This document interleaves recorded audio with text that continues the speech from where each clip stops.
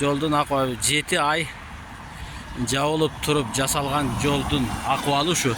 Буну көрсө бирөөнүн баласы жасаган турбайбы? Кимдин баласы? Бул бирөөнүн баласы, сиздерге айтып берем. Мына жолдун акыбалы, люктун акыбалы. Мына Канализационный труба. Мына канализационный турбанын акыбалы. Мына асфальттын калыңдыгын карагыла. Мына 2 ел чыкпайт. 2 ел чыкпайт. 2 ел чыкпайт. Бул жерден кимдин баласы жасаган, силерге айтып берейинби? Бирок силер өзүңөр таап алгыла. Бул жерде Мына могу жерде бир арматура турат, могу жерде бир арматура экөө эле көтөрүп турат. Эгерде арматура түшүп кетсе, бул түшүп кетет алтына. 6 метр тереңдикте. алматура турат экен. Могу люкту кармап турган алматура экен.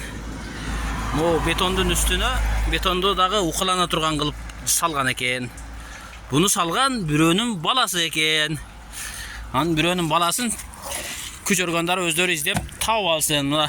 Буну атайын, бул аксакал соопчулук үчүн адамдар түшүп кетпесин деп, машина түшүп кетпесин деп, моундай кылып кирпич менен чыгылып кетпесин деп, цветной кылып боеп, кечинде көрбөй калбасын деп койгон чак экен.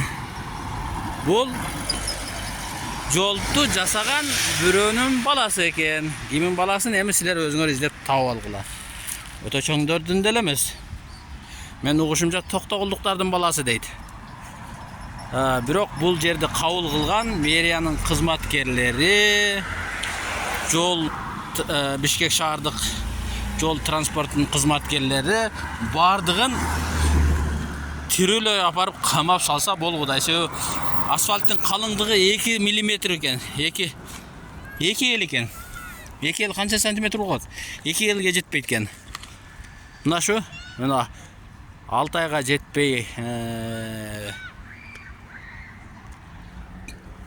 бузулган, 3 айда эле урап түшүп калган дейт билгендер. Бирок мен 7 айдан кийин тартып келдим. Себеби жазындасы келген урап калганда жолдор топурак болчу. Башынан жасаса керек деп тартпадым эле. Мына акыбалы. Деп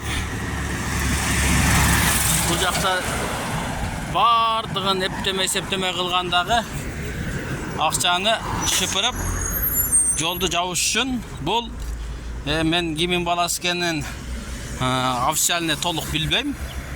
Бир артисттин баласы деп атат. Эми ал артист ким экенин күч органдары оңой эле таап алат.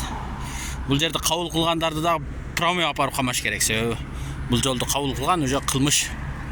Бул менин көзүмө ушундай көрүнүп аткандан кийин алар жөн эле көрүш керек эле. Алар тек гана бул жерден 5-6 квартира алганда, жанагындай ар бири келип бир квартиранын акчасын алып кете берген, жол ошо менен бүтүп калган. Мына ушундай. Бул 2 видео кайрылуу болот. Экөөнүн көрүп чыксаңыздар болот. Экөөнүн бөлүшүп, жогору жактагыларга урматтуу Камчыбек Ташиевке жеткизип коюуну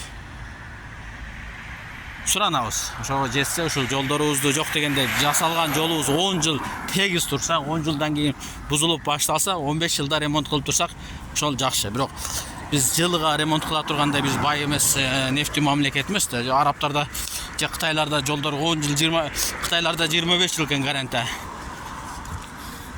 25 жылга жете тургандай кылат экен. Биз кандай акыбалдабыз, биз могу жолду эмне кылабыз түшүнбөдүм. Мына акыбалыбыз. Бул видео 2 кайрылуу болот. Экөөнүн бөлүшүп, урматтуу Ташиевдин жанагы сөзү бар экен. Адамдарга адамча, айбандарга айбанча мамиле кылабыз деген. Ошол сөзүн аткарып атат. Бирок ушул жолго дагы могу Айөзованын өйдө жагы, Айөзова Анкара көчөсүнүн өйдө жагы былтыр ремонт болгон, 7 ай жабык турган. Бирок ремонт бүткөндөн кийин 7 айга чыдаган эмес, 3 айда урап түшүп калган. Мына мынау жердин акыбалы мына.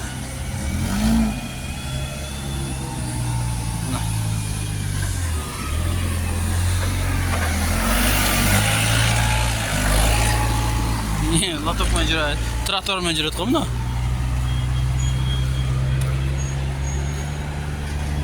Мына жердин акыбалы, жолдун акыбалы.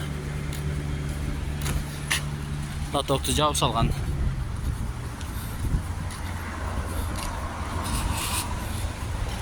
Мына.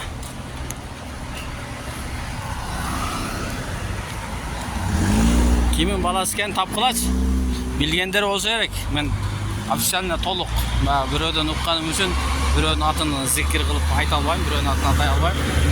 Өзүңөр тапкыла кимин баласы ушул жолду ремонт кылганын. Комментарийде күтөм.